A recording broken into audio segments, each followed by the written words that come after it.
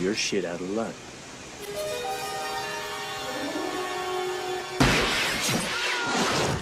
5 years would pass and the action genre would just explode with a new crop of action stars all vying for a spot at the box office. Eastwood, however, had one last mission in the tank and the Deadpool would be released.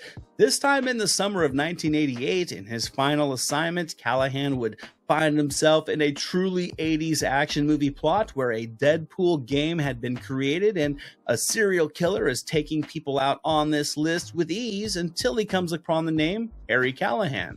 The Deadpool would completely embrace the style and gusto of 80s action movies, and with a budget of $31 million, there is a crisp visual polish to this movie that I've always enjoyed.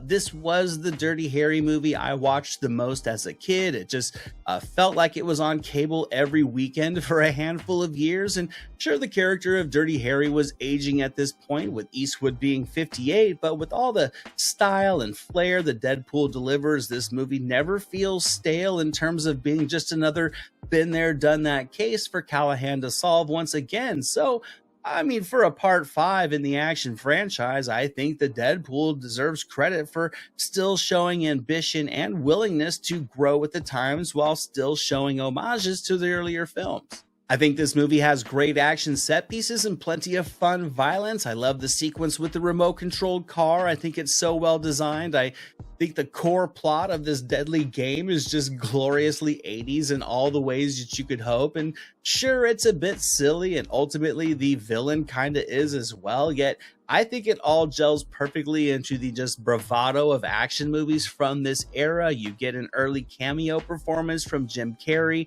and from Liam Neeson as this raging director. Oddly enough, Neeson would later in his career make the aging action hero trendy again with Taken, but he was just hiking on a path Eastwood carved out in the Deadpool by giving this movie a kick-ass lead with plenty of grit and gas in the tank for a man his age, and where some may say this is one of the weaker films in the franchise, to me it's one of my favorites.